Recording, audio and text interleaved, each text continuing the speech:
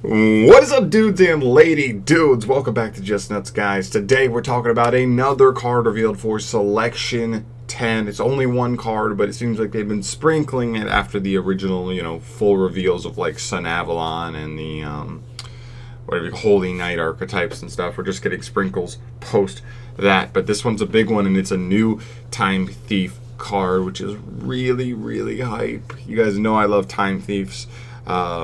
You guys know I always wanted this deck to get more support, and we finally got the monster that is the equivalent of Perpetua, which is very, very clean. So let's jump into it, okay? Also, sorry about my hair. I know I look like kind of like a crazy man right now, but whatever. It's early.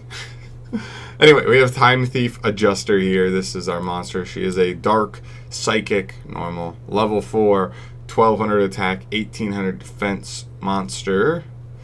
You can only use one of the first and second effects of this card's name per turn, and only once that turn. That is going to be huge on this card, that you can only use one of the effects per turn, but not both. But we'll get into where they come up. The first effect reads, if you normal or special summon a Time Thief monster or monsters other than Time Thief Adjuster, you can special summon this card from your hand. Okay, that's not bad. I mean, it actually becomes like, other than Winder, the first legit extender in the deck, but this one I would actually say is a little bit better because it allows you to stick a monster even like through your normal summon getting disrupted, which is very, very nice. So there's the first effect. The second effect reads, if this card is normal or special summoned, you can send one Time Thief card from your deck to the graveyard except for another adjuster. So this is another one that's kind of like, okay, when you pair these effects together and you're like, okay, this makes sense. It pops out of the hand just like Winder, and it triggers to get you some kind of additional resource just like Winder. The only problem is Winder can use both of his effects in the same turn, whereas she cannot, apparently. Okay, obviously there could be translation things, but usually Yu-Gi-Oh! Organization is pretty good with this stuff. So assuming this translation is perfect, and it's supposed to be this way, that you can only get one effect per turn, it makes you question, because I think she could have been fine, although to be fair, she could have been kind of nasty, but I'll explain that in just a sec. So the first effect is really nice because a lot of times, sometimes if you open something like Time Thief Regulator, that's usually your only play, because you're going to have specifically 2 more extenders after Regulator to be able to play through like Regulator getting disrupted, because he tributes for cost, right? Tributes for cost gets Ash, tributes for cost gets Called by the Grave, tributes for cost gets Gamut, whatever, you lose the monster regardless. And so sometimes it's very tough to put 2 monsters on the board after he gets hit by a hand trap and leaving you in a very, very vulnerable state. She definitely helps with that. Go normal summon Regulator, you can special summon him. The only problem with that as well is that Regulator cannot trigger if he has to be the only card on the field to be able to trigger. So that is a downside for sure. But if you want to play it safe and not even risk just losing to a hand trap, you can do this play and at least just put the 2 bodies on board and make a link summon, right? Like, make it happen. Make a link summon, make an exceed summon, whatever you want to do with your play. So it does kind of conflict a little bit with Regulator, but sometimes it's going to be better, especially when you know you have a hand that loses to just like Gamma or Ash, 2 of maybe the most played hand traps in the game at the moment, right? Just kind of brutal. And for the second effect, okay?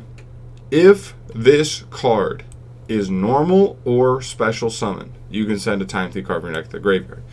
The way that this kind of is awkward is because you wish, like, obviously the first effect kind of gets you to the second effect. So you're like, why would we not be able to use both in the same turn? And I'll tell you why, is because I think she wants to be your new like Regulator target, but also be an extender at the same time, which isn't really too bad either way, but it's interesting, right? So what I mean by this is that Regulator tributes itself to special summon 2 Time Thief monsters from the deck.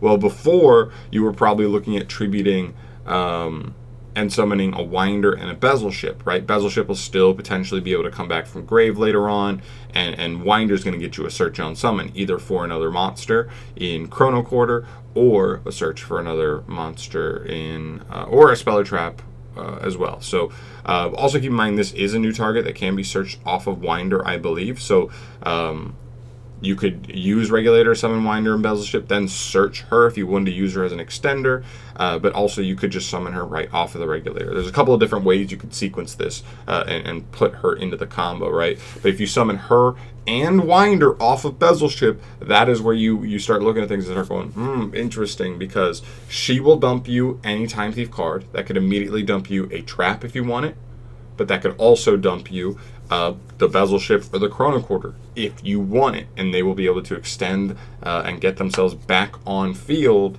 via their own, via their effects later on in the combo, most likely. And so that's actually pretty interesting, because from there you can make something like a what's it called? I can't remember. I don't know, but you can make the Bujinki Ahashima, you end up making Redoer, and I believe even before this card, this deck like pretty easily just made Bujinki Ahashima, a Time Thief Redoer, and a any other Exceed monster. It'd probably be a monster using 2 materials, so you could just make the Evil Swarm one that's like the double Book of Moon. That's a pretty good one to pair with like Redoer. No negates, that's one thing to keep in mind, but you do have some pretty good potential like control strategy going on. And it depends also what you opened as well, because if you already opened certain pieces, Redoer could be searching you a spell or a trap, which is kind of nice.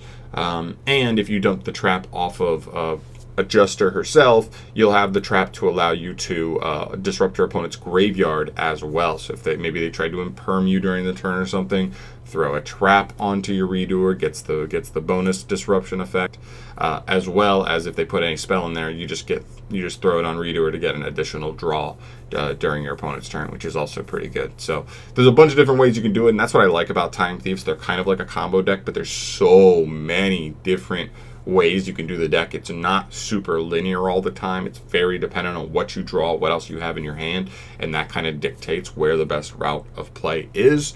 And it's really cool. I know this is one card, and I know I talked a good bit about it, but I wanted to really throw my thoughts out there, because this is really one of the decks that's like really top 10 decks for me all time. And so when I get a card for one of my top 10 decks of all time, I gotta go ham on it. I gotta really get my thoughts out there. I do think I understand, because you've already seen Time Thieves like arguably be part of like degenerate combos with like Lunalights and stuff. I know the Lunalight Tiger is gone, but like we've seen them be part of some degenerate things. We know Regulators already like a 1-card Ahashima plus 2 rank 4s, which is actually pretty nasty in all honesty. So it's interesting, but so I get why she doesn't do both. She's still pretty versatile, right? She still gets you that extension effects, sending Bezelship, Chrono Quarter, or the trap that triggers from grave during your opponent's turn, which is pretty good as well. It's just graveyard disruption slash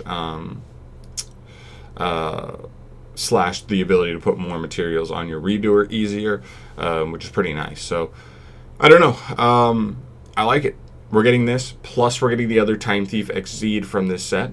We can't forget that. I didn't even mention that so far in this video, but I'm very, very excited. I think this is dope. I think hopefully, I think I'll be okay with this. If we get this, we are like, Time Thieves already work with a good amount of like generic stuff in the game. So I'd be okay if just like going forward, it's like a while before we get more Time Thief support, but I'm glad we got this. I think this is great. I cannot wait to build Time Thieves using this and the new Exceed and really seeing what it can do. But that's going to do it for me here, guys. Thank you so much for watching. As always, leave your thoughts down below on this new card. Do you think it could have been able to use both effects in the same turn? Do you think it's good that it can either be a nice little extender from the hand or the extra send from deck? Like, do you think it could have been both, or do you think it's better off that it's just one or the other at the end of the day? So let me know your thoughts down below on that. Thank you so much for watching. Subscribe to the channel if you want to see more discussion videos / news videos in the future. And I will see you in the next one. Peace.